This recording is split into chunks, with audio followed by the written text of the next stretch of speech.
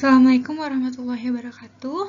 Materi pertama kelas 10, ruang lingkup biologi. Pengertian biologi. Biologi itu berasal dari kata bios yang artinya hidup dan logos yang artinya pengetahuan. Jadi biologi itu apa sih? Yaitu ilmu yang mengkaji dan mempelajari tentang makhluk hidup. Nah, ciri-ciri biologi sebagai ilmu itu apa?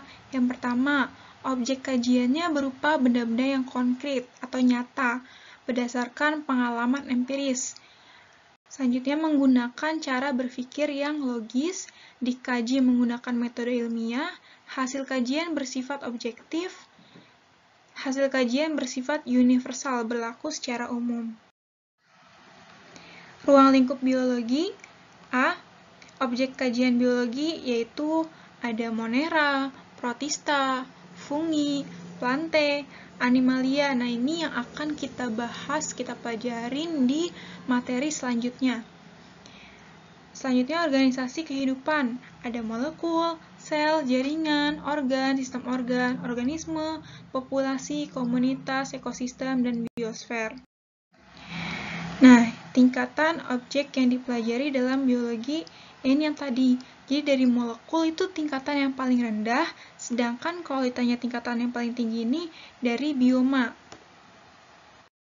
Tingkatan objek yang dipelajari dalam biologi. Ada molekul, sel, jaringan, organ, sistem organ. Nah, yang pertama molekul.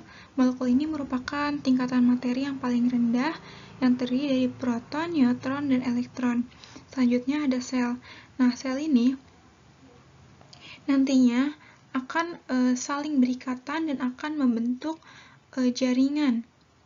Nah, jaringan yang memiliki fungsi yang sama atau sekumpulan jaringan yang memiliki fungsi yang sama akan membentuk suatu organ. Contohnya seperti organ lambung, organ paru-paru, organ ginjal, seperti itu. Nah, kemudian kumpulan organ yang memiliki fungsi yang sama juga akan membentuk suatu sistem atau disebut dengan sistem organ. Contohnya sistem peredaran darah, sistem ekskresi, sistem reproduksi, seperti itu. Kumpulan dari sistem organ akan membentuk individu. Kumpulan dari individu akan membentuk populasi. Sedangkan populasi itu seperti kumpulan kerbau, berarti populasi kerbau. Sekumpulan kambing, berarti populasi kambing. Nah, kumpulan dari populasi yang saling berinteraksi itu disebut komunitas. Komunitas ini kemudian akan membentuk interaksi dengan komponen abiotik seperti suhu, intensitas cahaya, pH, kelembapan. Nah, ini disebut dengan ekosistem sawah. Jadi ekosistem tuh sudah mencangkup komponen biotik dan abiotik. Hutan hujan tropis merupakan salah satu bioma di dunia. Nah, bioma adalah sekelompok hewan dan tumbuhan yang tinggal di lokasi geografis tertentu. Terakhir, yang tingkatan paling besar yaitu biosfer, yaitu seluruh bioma yang ada di permukaan bumi. Nah, ini cabang-cabang biologi. Ada morfologi, berarti ilmu yang mempelajari tentang bentuk luar tubuh makhluk hidup. Anatomi, berarti struktur dalam tubuh makhluk hidup. Fisiologi, berarti fungsi alat tubuh makhluk hidup. Histologi, berarti tentang susunan dan fungsi jaringan tubuh. Genetika, berarti tentang sifat-sifat keturunan beserta seluk-beluknya. Dan masih banyak lagi. Ini juga bakteriologi, berarti cabang biologi tentang bakteri. Virologi, berarti cabang bakteri tentang virus. Manfaat biologi itu untuk apa sih? Jadi, biologi itu cangkupannya luas banget. Pemanfaatannya pun juga luas. Nah, di sini ada contohnya. Pada bidang pertanian, itu biasanya bisa untuk kultur jaringan. Bidang peternakan bisa untuk inseminasi buatan. Ada juga bidang kesehatan, bisa untuk mengidentifikasi virus. Bidang industri bisa untuk melakukan pembuatan susu fermentasi atau yogurt. Metode ilmiah 1, perumusan masalah. Perumusan masalah merupakan langkah untuk mengetahui masalah yang akan dipecahkan sehingga masalah tersebut menjadi jelas batasannya. Yang kedua, landasan teori ini berisi teori-teori terkait penelitian yang akan dilakukan atau eksperimen yang akan dilakukan. 3. Perumusan hipotesis.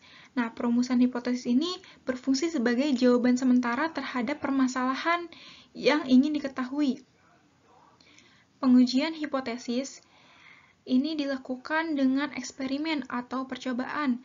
Nah, data yang diperoleh dari melakukan percobaan kemudian dianalisis untuk membuktikan apakah terdapat fakta-fakta yang mendukung hipotesis.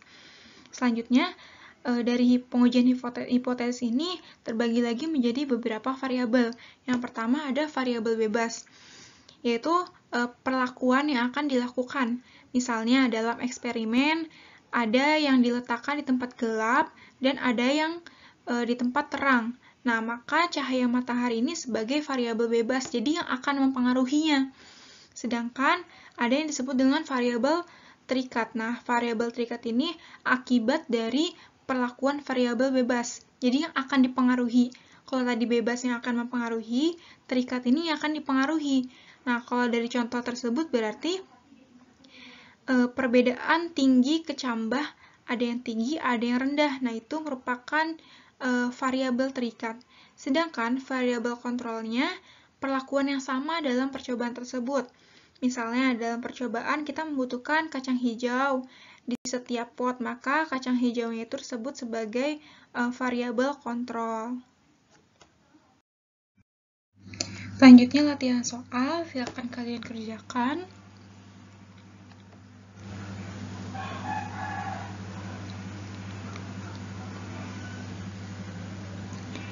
Biologi berasal dari bahasa Yunani bios yang artinya apa? Hidup. Amuba termasuk organisme kehidupan tingkat organel ya, karena udah termasuk ke organisme. Urutan hierarki yang tertinggi. Oh, dari tingkat paling rendah ke tingkat yang tinggi. Berarti kalau di sini ada komunitas, individu, populasi, ekosistem, bioma. Berarti yang paling kecilnya individu 2, populasi 3, komunitas 1, ekosistem, bioma. Jawabannya yang B. Nomor 4, seorang siswa ingin meneliti keanekaragaman jenis burung di jalur pendakian Selo, Tanaman Nasional Gunung Merbabu, cabang biologi. Dan penelitian ini adalah ornitologi.